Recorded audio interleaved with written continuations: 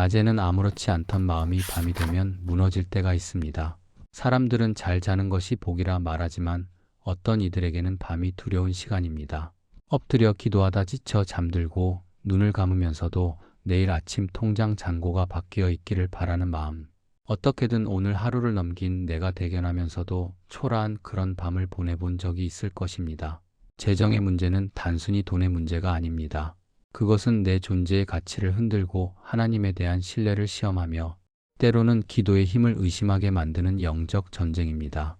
직장에서는 능력 있어 보여야 하며 가족 앞에서는 든든해 보여야 합니다. 열심히 일하고 있는데도 왜 채워지지 않는지, 신실하게 11조를 드리고 있는데도 왜 여전히 막혀 있는지 그 이유를 알 수 없어 괴로워하는 분들이 많습니다. 더 힘든 것은 주변 사람들에게 이야기할 수 없다는 것입니다. 교회에서는 믿음이 좋아 보여야 하고 그렇게 혼자 감당하다 보면 마음이 무너지고 기도할 말조차 막힙니다. 하나님께서 정말 내 상황을 아실까? 내 기도를 들으실까? 이런 의심이 밀려올 때가 있습니다. 하지만 오늘 이 말씀을 듣고 계신 여러분에게 꼭 전하고 싶은 것이 있습니다. 하나님은 여러분의 재정 상황을 모르지 않으십니다. 통장 잔고가 얼마인지, 이번 달 카드값이 얼마나 나올지, 다음 달 월세를 어떻게 낼지 그 모든 것을 아시고 계십니다. 그리고 그분은 지금 이 순간에도 여러분을 위한 공급을 준비하고 계십니다. 재정이 막혔을 때 하나님께서는 우리에게 세 가지 특별한 말씀을 주십니다. 이 말씀들은 단순한 위로가 아닙니다. 이것은 영적 전쟁에서 승리하는 무기이며 재정의 문이 열리는 열쇠이고 하늘의 창고가 쏟아지는 통로입니다. 오늘 이 시간 이 세 가지 말씀을 여러분의 마음에 깊이 새기시기 바랍니다. 하나님께서 재정의 위기 가운데 있는 그분의 자녀들에게 주시는 첫 번째 말씀은 빌립보서 4장 19절입니다. 사도 바울은 이렇게 선포했습니다. 나의 하나님이 그리스도 예수 안에서 영광 가운데 그 풍성한 대로 너희 모든 쓸 것을 채우시리라. 이 한 구절 속에 재정 회복의 모든 비밀이 담겨 있습니다. 여기서 나의 하나님이라고 고백한 바울의 믿음을 주목해야 합니다. 그는 지금 로마의 감옥에 갇혀 있는 상황입니다. 재정적으로 가장 어려운 처지에 있으면서도 그는 나의 하나님이라고 고백하고 있습니다. 이것은 단순한 종교적 표현이 아닙니다. 이것은 소유권의 선언이며 관계의 확신이고 공급에 대한 절대적 신뢰입니다. 두 번째 말씀은 시편 37편 25절입니다. 다윗은 이렇게 고백합니다. 내가 어려서부터 늙기까지 의인이 버림을 당하거나 그의 자손이 걸식함을 보지 못하였도다. 다윗은 평생을 살면서 하나님을 신뢰하는 사람이 버림받는 것을 본 적이 없다고 증언합니다. 그의 자녀들이 굶주리거나 구걸하는 모습을 본 적이 없다는 것입니다. 이 말씀은 단순히 과거의 경험담이 아닙니다. 이것은 하나님의 성품에 대한 선포입니다. 하나님은 그분을 신뢰하는 자들을 결코 버려두지 않으신다는 약속입니다. 여러분이 지금 얼마나 힘든 상황에 있든지 하나님께서는 여러분을 버려두지 않으실 것입니다. 세 번째 말씀은 말라기 3장 10절입니다. 만군의 여호와가 이르노라 너희의 온전한 11조를 창고에 들여 나의 집에 양식이 있게 하고 그것으로 나를 시험하여 내가 하늘 문을 열고 너희에게 복을 쌓을 곳이 없도록 붙지 아니하나 보라. 이 말씀에서 하나님께서는 놀랍게도 나를 시험하라고 말씀하십니다. 성경에서 하나님을 시험하는 것은 금지되어 있지만 유일하게 이 부분에서만 하나님께서 먼저 시험해보라고 권하십니다. 그만큼 하나님께서는 당신의 공급하심에 대해 확신하고 계시며 우리가 그것을 경험하기를 간절히 원하신다는 뜻입니다. 이 세 가지 말씀, 빌립보서 4장 19절, 시편 37편 25절, 말라기 3장 10절은 재정의 위기 가운데 있는 모든 성도들이 반드시 붙들어야 할 생명의 말씀입니다. 이것은 단순한 약속이 아니라 하나님의 언약이며 변치 않는 진리이고 지금도 살아 역사하는 능력의 말씀입니다. 이제 이 세 가지 말씀 속에 담긴 깊은 의미를 함께 살펴보겠습니다. 먼저 빌립보서 4장 19절에서 그리스도 예수 안에서라는 표현을 주목해야 합니다. 이 말은 단순히 예수님의 이름으로 기도한다는 의미가 아닙니다. 그리스도 안에 있다는 것은 그분의 성품 안에, 그분의 뜻 안에, 그분의 나라의 방식 안에 거하는 것을 의미합니다. 사람들은 종종 돈이 필요하다고 말하지만 사실 우리에게 필요한 것은 돈 이상입니다. 우리에게 필요한 것은 하나님의 뜻 안에서 이루어지는 공급, 하나님의 방식으로 채워지는 풍성함, 하나님의 때에 임하는 축복입니다. 이것이 그리스도 예수 안에서 채워진다는 말씀의 진정한 의미입니다. 영광 가운데 그 풍성한 대로라는 표현도 매우 중요합니다. 하나님께서 우리의 필요를 채우실 때 그것은 인간적인 계산이나 세상적인 기준이 아닙니다. 하나님의 풍성함은 우리가 상상할 수 있는 것보다 훨씬 크고 우리가 구할 수 있는 것보다 월등히 넘치며 우리가 기대하는 것을 초월합니다. 하나님은 겨우겨우 채우시는 분이 아니라 넘치도록 부어주시는 분이십니다. 시편 37편 25절에서 다윗이 말한 의인이라는 단어도 깊이 묵상해야 합니다. 여기서 의인은 완벽한 사람을 의미하는 것이 아닙니다. 의인은 하나님을 신뢰하는 사람, 하나님의 말씀을 붙드는 사람, 하나님의 방식을 따르려고 애쓰는 사람을 말합니다. 우리가 완벽해서가 아니라 우리가 하나님을 신뢰하기 때문에 하나님께서 공급하십니다. 버림을 당하지 않는다는 표현은 단순히 경제적 파산을 면한다는 뜻이 아닙니다. 이것은 하나님의 돌보심 안에 있다는 의미입니다.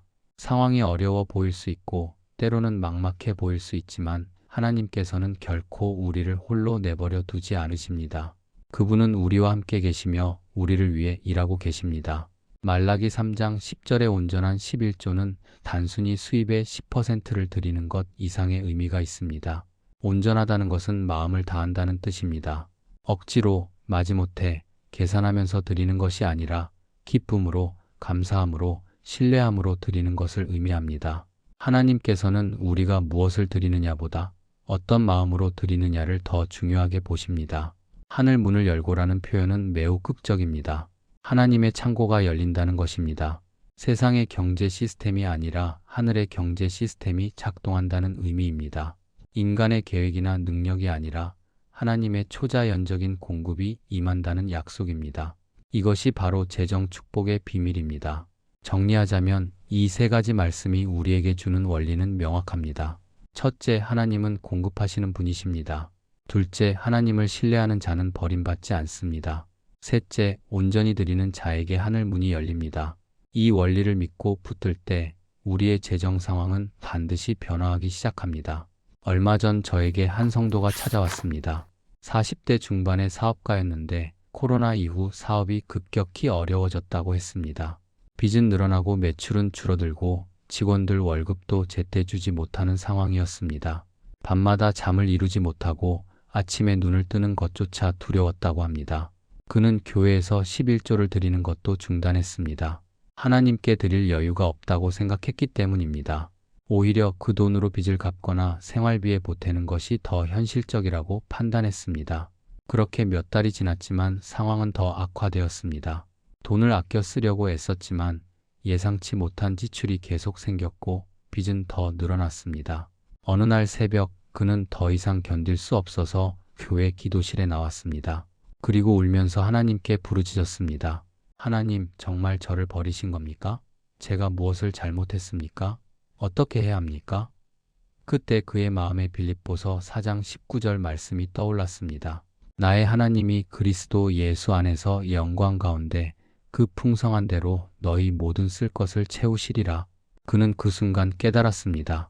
자신이 하나님을 신뢰하지 않았다는 것을, 11조를 중단한 것은 하나님에 대한 불신의 표현이었다는 것을 말입니다. 그는 즉시 회개하고 결단했습니다.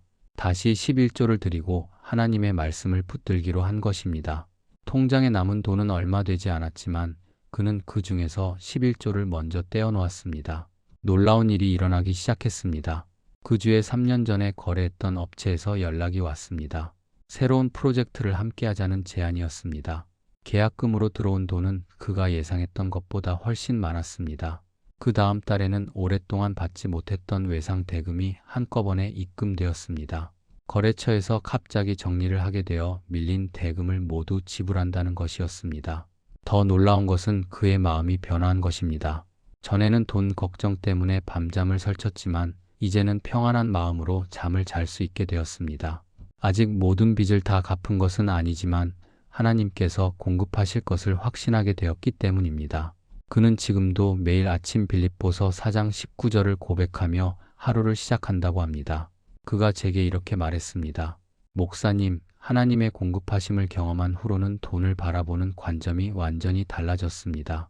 전에는 돈이 제 생명줄이라고 생각했는데 이제는 하나님이 제 생명줄이라는 것을 알게 되었습니다. 돈은 하나님께서 주시는 도구일 뿐이지 제 삶의 주인이 아니라는 것을 깨달았습니다. 이것이 바로 재정 축복의 진정한 의미입니다. 단순히 돈이 많아지는 것이 아니라 하나님을 신뢰하는 믿음이 생기는 것입니다. 돈에 대한 두려움에서 벗어나 하나님의 공급하심을 경험하는 것입니다. 그리고 그 경험은 반드시 여러분에게도 일어날 것입니다. 성경 속에는 재정의 위기를 겪었지만 하나님의 공급하심을 경험한 인물들이 많이 등장합니다. 그 중에서도 사도 바울의 이야기는 우리에게 큰 교훈을 줍니다. 바울은 빌립보서를 쓸 당시 로마의 감옥에 갇혀 있었습니다. 자유도 없고 수입도 없고 미래도 불확실한 상황이었습니다. 그런데 놀랍게도 바울은 그 상황 속에서 빌립보 교회에게 감사의 편지를 씁니다. 빌립보 교회가 보내준 헌금에 대해 감사하면서 동시에 그들에게 하나님의 공급하심에 대한 약속을 선포합니다. 바울은 자신이 경험한 하나님의 신실하심을 빌립보 교인들에게 전하고 싶었던 것입니다. 바울은 빌립보서 4장 11절에서 12절에서 이렇게 고백합니다. 내가 궁핍함으로 말하는 것이 아니니라 어떠한 형편에든지 나는 자족하기를 배웠노니 나는 비천에 처할 줄도 알고 풍부에 처할 줄도 알아 모든 일 곧 배부름과 배고픔과 풍부와 궁핍에도 처할 줄 아는 일체의 비결을 배웠노라. 여기서 자족이라는 단어가 매우 중요합니다. 자족은 단순히 현재 상황에 만족한다는 뜻이 아닙니다. 이 단어의 원래 의미는 스스로 충분하다는 뜻입니다. 하지만 바울이 말하는 자족은 자기 자신에게서 나오는 것이 아닙니다. 하나님께서 공급하시기 때문에 충분하다는 의미입니다. 바울은 어떻게 이런 경지에 도달할 수 있었을까요? 그는 빌립보서 4장 13절에서 그 비밀을 말합니다. 내게 능력 주시는 자 안에서 내가 모든 것을 할 수 있느니라. 바울의 힘의 원천은 자기 자신이 아니라 그리스도였습니다. 그리스도께서 능력을 주시기 때문에 어떤 상황에서도 견딜 수 있고 어떤 환경에서도 감사할 수 있었던 것입니다. 바울은 과거에도 여러 번 재정적 어려움을 겪었습니다. 고린도후서 11장 27절을 보면 그는 여러 번 굶주림과 목마름에 처하고 여러 번 춥고 헐벗었다고 고백합니다. 하지만 그때마다 하나님께서는 바울에게 필요한 것을 공급해 주셨습니다. 때로는 동역자들을 통해서, 때로는 교회들의 헌금을 통해서, 때로는 예상치 못한 방법으로 하나님은 공급하셨습니다. 그래서 바울은 확신을 가지고 빌립보서 4장 19절에서 선포할 수 있었던 것입니다. 나의 하나님이 그리스도 예수 안에서 영광 가운데 그 풍성한 대로 너희 모든 쓸 것을 채우시리라.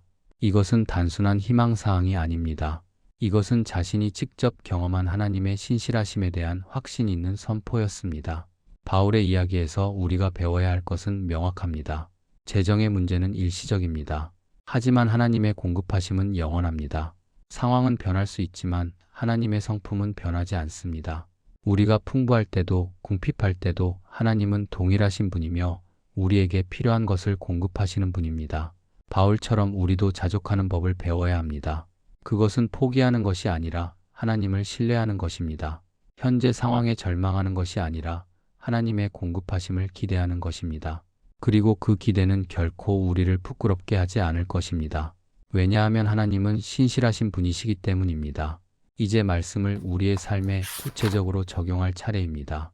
재정 축복을 경험하기 위해서는 단순히 말씀을 듣는 것으로는 부족합니다.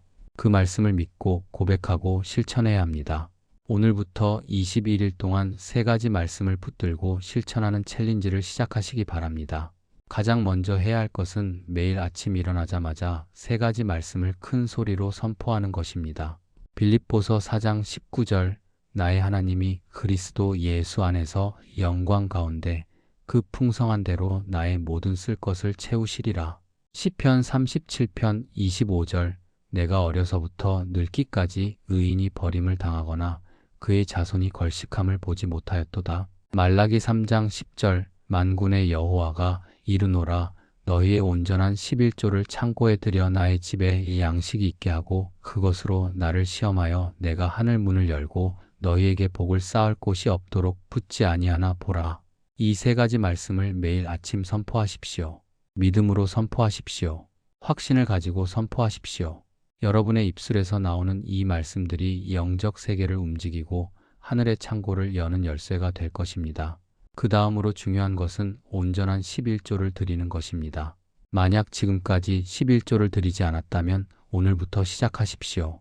이미 11조를 드리고 있다면 그것을 기쁨으로, 감사함으로 드리고 있는지 점검하십시오. 말라기 3장 10절에서 하나님께서는 나를 시험하라고 말씀하십니다. 이것은 하나님께서 우리에게 주신 도전이자 초대입니다. 어떤 분들은 이렇게 말합니다. 지금 형편이 어려워서 11조를 드릴 수 없습니다. 나중에 여유가 생기면 드리겠습니다. 하지만 이것은 잘못된 생각입니다. 11조는 여유가 있을 때 드리는 것이 아니라 믿음으로 드리는 것입니다. 오히려 형편이 어려울 때 11조를 드리는 것이 더 큰 믿음의 표현입니다. 그리고 그 믿음을 하나님께서는 반드시 보상하십니다. 21일 동안 매일 밤 하루를 돌아보는 시간을 가지십시오. 노트를 하나 준비해서 오늘 하나님의 공급하심이라는 제목으로 일기를 쓰는 것입니다. 아무리 작은 것이라도 좋습니다. 예상치 못한 수입이 생겼거나 지출을 줄일 수 있는 기회가 생겼거나 누군가의 도움을 받았거나 그 모든 것을 기록하십시오. 이것은 하나님의 공급하심을 인식하고 감사하는 훈련입니다. 그리고 매주 주일마다 이 세 가지 말씀 중 하나를 암송하십시오. 첫째 주에는 빌립보서 4장 19절을, 둘째 주에는 시편 37편 25절을, 셋째 주에는 말라기 3장 10절을 완전히 외우십시오. 말씀을 암송하는 것은 단순히 구절을 기억하는 것 이상의 의미가 있습니다. 말씀이 우리의 마음에 새겨질 때 그것은 우리의 생각을 바꾸고 우리의 믿음을 강화시키며 우리의 삶을 변화시킵니다. 마지막으로 21일 동안 한 가지 실천적인 희생을 하십시오. 평소에 사던 커피 한 잔을 줄이든지 외식을 한 번 줄이든지 작은 것이라도 좋습니다. 그리고 그 돈을 따로 모아서 선교나 구제에 사용하십시오. 이것은 우리의 마음이 돈에서 하나님께로 향하도록 훈련하는 과정입니다. 돈을 주인으로 섬기는 것이 아니라 하나님을 주인으로 섬기며 돈을 도구로 사용하는 삶을 배우는 것입니다. 이 21일 챌린지를 완주하십시오. 중간에 포기하지 마십시오. 처음 며칠은 변화가 보이지 않을 수도 있습니다. 하지만 계속하십시오. 하나님의 때가 있습니다. 여러분이 믿음으로 행할 때 하나님께서는 반드시 응답하실 것입니다. 21일 후 여러분의 삶에 일어날 변화를 기대하십시오. 사랑하는 여러분, 지금까지 재정이 막혔을 때 하나님께서 주시는 세 가지 말씀에 대해 함께 나누었습니다. 빌립보서 4장 19절, 시편 37편 25절, 말라기 3장 10절, 이 말씀들은 단순한 성경 구절이 아닙니다. 이것은 여러분의 삶을 변화시킬 능력의 말씀이며 재정의 문을 여는 열쇠이고 하늘의 복을 쏟아지게 하는 통로입니다. 여러분 중에 지금 재정의 어려움을 겪고 계신 분이 있다면 이 말씀을 붙드시기 바랍니다. 혼자 고민하지 마십시오. 혼자 두려워하지 마십시오. 하나님은 여러분의 상황을 아시고 지금도 공급을 준비하고 계십니다. 이 말씀을 믿으십시오. 이 말씀을 고백하십시오. 이 말씀을 실천하십시오.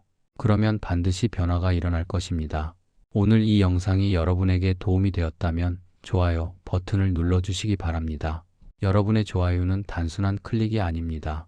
그것은 이 말씀에 대한 여러분의 아멘이며 하나님의 공급하심을 믿는다는 여러분의 고백입니다. 그리고 그 고백이 쌓일 때 더 많은 사람들이 이 말씀을 듣게 되고 더 많은 사람들이 재정의 축복을 경험하게 될 것입니다. 또한 아래 댓글란에 21일 챌린지 참여합니다라고 남겨주십시오. 여러분의 참여 선언이 여러분 자신에게는 다짐이 되고 다른 사람들에게는 격려가 될 것입니다. 함께 21일 챌린지를 시작하고 21일 후에 다시 댓글로 간증을 나눠주시기 바랍니다. 여러분의 간증이 누군가에게는 큰 위로와 희망이 될 것입니다. 혹시 여러분의 가족이나 친구, 지인 중에 지금 재정의 어려움으로 힘들어하는 분이 있다면 이 영상을 꼭 공유해 주십시오. 여러분의 작은 나눔이 그 사람의 삶을 바꾸는 계기가 될 수 있습니다. 하나님의 말씀을 전하는 일에 여러분도 동참해 주십시오. 이것이 바로 복음을 전하는 일이며 이웃을 사랑하는 일입니다. 구독 버튼도 눌러주시고 알림 설정까지 해주시면 앞으로 제가 나누는 모든 말씀을 가장 먼저 받아보실 수 있습니다. 저는 계속해서 성경 말씀을 중심으로 우리의 실제 삶에 적용할 수 있는 내용들을 나눌 것입니다.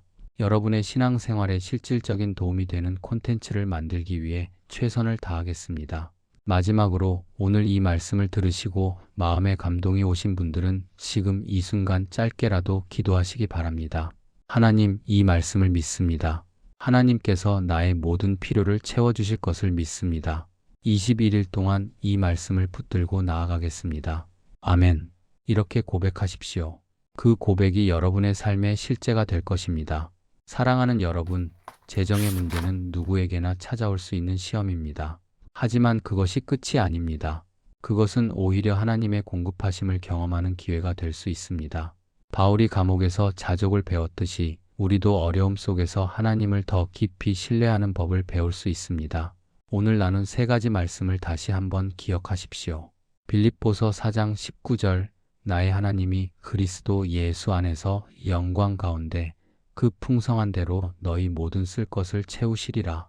시편 37편 25절, 내가 어려서부터 늙기까지 의인이 버림을 당하거나 그의 자손이 걸식함을 보지 못하였도다. 말라기 3장 10절, 만군의 여호와가 이르노라, 너희의 온전한 11조를 창고에 들여 나의 집에 양식이 있게 하고 그것으로 나를 시험하여 내가 하늘 문을 열고 너희에게 복을 쌓을 곳이 없도록 붙지 아니하나 보라.